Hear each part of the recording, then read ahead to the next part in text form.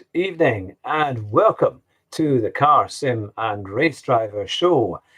With me, Hugh Hattrick. It's another special Monday night. We just had the end of an incredible Formula One season. Well, maybe there's a few more races to go with in Brazil and in Abu Dhabi. But other than that, the season is pretty much finished. I have none other than Lewis Hamilton, who has won his sixth world title.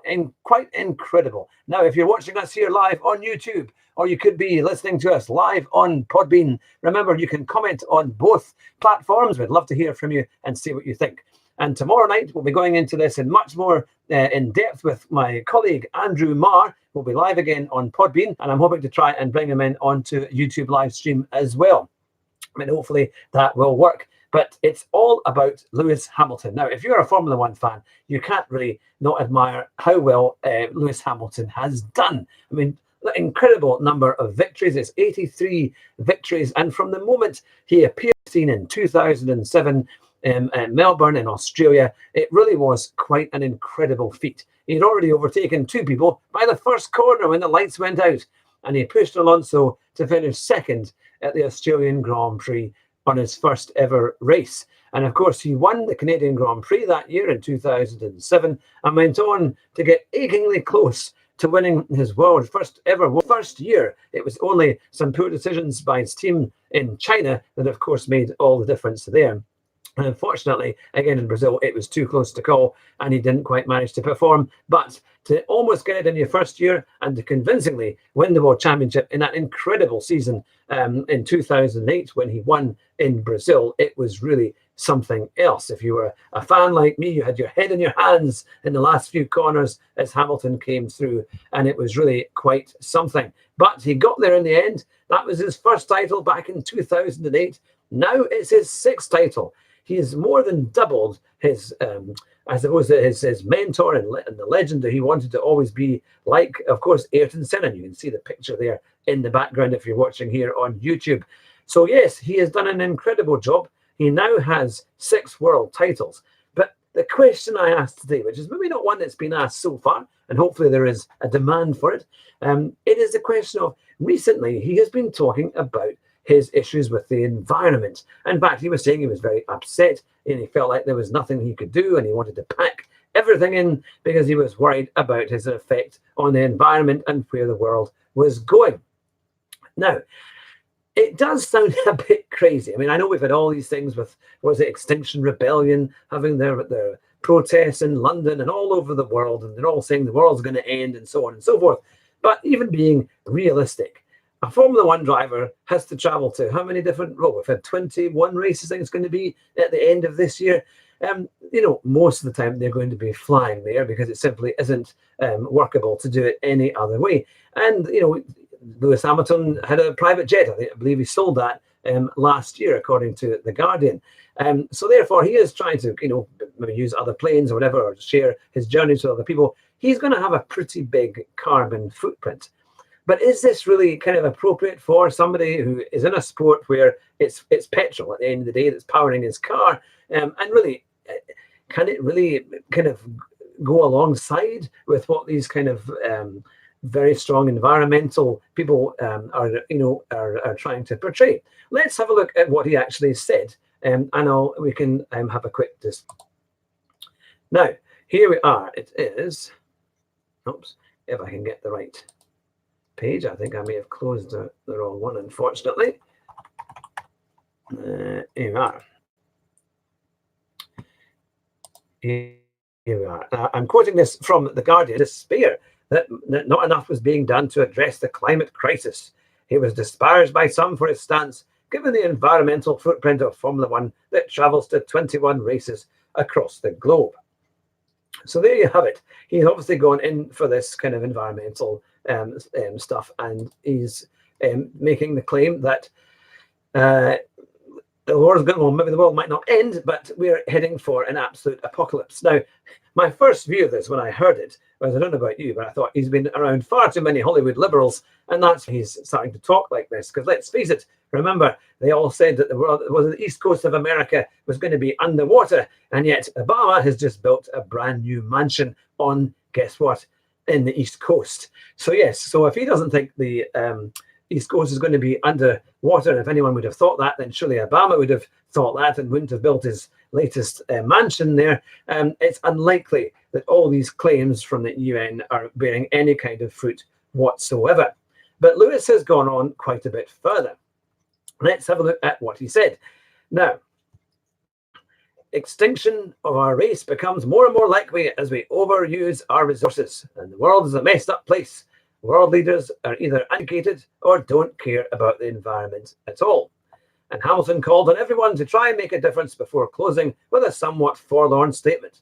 Honestly, I feel like giving up on everything. Shut down completely. Why bother when the world is such a mess and people don't seem to care?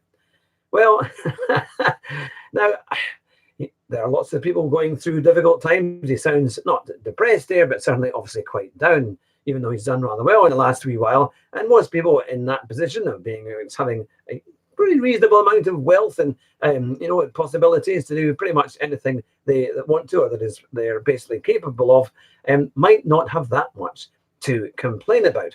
And also, what he hasn't taken into account is the fact that as the West has gone forward and developed, we've actually taken millions of people out of poverty just in the last 20 years alone. So where can this actually go? Now, the thing was, some of his drivers, like Alonso, his former colleagues, Fernando Alonso, basically said that he was being a little bit silly and not to kind of be to worry about those kind of things, considering what he does for a living. But others were more sympathetic. In fact, it was people like Sebastian Vettel said that there was serious issues and that we should take this all very seriously. But I don't know. I mean, maybe that's, I suppose, more European ideas. They want to always show that they really care, but whether or not they actually do, I mean, can you really be a Formula One driver and care for the environment to that degree? I don't know. I think this is a kind of fake wokeness that it doesn't really make much sense.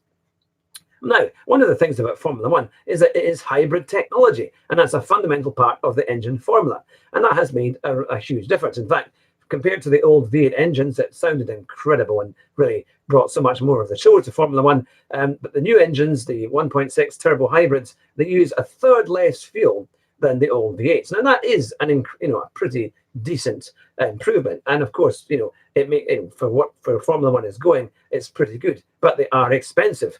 And it cost similarly about 3 times as much to run these new engines as it did for the V8s. And the whole idea of these new engines was to reduce costs. So it's not exactly done that, but it doesn't seem to be stopping them they want to carry on with the new regulations in 2021, and that will continue with the 1.6 hybrids for at least another 5 years.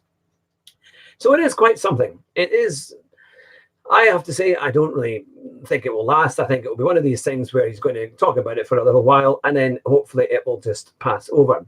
So let's move on and ask, well, let's see what Lewis's career has really been like, because he is an exceptional driver and I think every fan has a huge amount of respect for him. I mean, to win 6 world titles and be just one short of Michael Schumacher is really fantastic. He beat Fangio last year by getting up to 5, or equaling Fangio last year with 5 world titles. Now he's beaten him. And he's made so many incredible champions look rather average. You've got Alan Prost on 4 world titles, Sebastian Vettel on 4 world titles, Jack Brabham on 3, Jackie Stewart on 3, Niki Lauda on 3. There's quite a few. And of course, the legendary Ayrton Senna, who many thought would have gone on to win a lot more if it wasn't for that tragic day on May the 1st, 1994. But he is now the all-time second most successful driver, just 1 title behind the all-time record holder, Michael Schumacher, who of course has won 7. But a 6th world title means that Hamilton has overtaken his Argentinian legend, Juan Manuel Fangio, on the all-time leaderboard, which is, I mean, how long has that record stood for? It really was something else. And it's also Hamilton's 5th title in 6 years. So Hamilton's dominance was only interrupted by Nico Rosberg, and that was in 2016, in that year, when it was a pretty close title, and to be fair, he almost got it. It was really decided at the last race when Hamilton tried to slow everyone up to see if someone would overtake Rosberg, but ultimately he hung on to it, and Rosberg got his title, and then he retired pretty much straight away. But also his statistics in terms of his win rate is absolutely huge. He's won over a third of the races that he has competed in, and that's 248 races, which is pretty high. In fact, the only people who are ahead of him is Fangio on 47% of races won that they took part in, and of course the legendary Jim Clark, who has won 35% of the races that he won, and that was a total of 72. But he is miles ahead of many of the rest, and you have to wonder, what will he do next? Will he be able to, I mean, from his interview yesterday, he feels fine and fit and healthy and is rather happy to keep going and race for a good few years yet. And you kind of think, if he can do that, surely he must be one of the only drivers in the current era that can take Michael Schumacher's record and potentially beat it and extend it to something even more incredible. Now, he's only a few short of Michael Schumacher's race wins, because, of course, Schumacher has won 91, and with Hamilton on 83, that's just 8 to go, and they will be on the same number. And in the last few years, Hamilton has won nearly 10 races every season, which is pretty good going. But that's in the last 6 campaigns, he's won an average of 10 Grand Prix. Now, if that trend continues, it really won't be long before he is well ahead of Schumacher in not just total races and victories, but in championships. So what do you think? Do you think that Hamilton will go on and will win even more championships and titles? Or do you think maybe next year the Red Bull Hondas will catch up? Or perhaps the Ferraris will finally get their act together and be able to win some races and take him on? Why don't you let us know in the comments? And of course, remember to join us tomorrow around about 8:30 when I'll be with my good colleague Andrew Marr, and we'll be talking more in depth about Hamilton's incredible victory and having a great chat about Formula One in general and this really pretty good season that has given us some enthralling races from start to finish.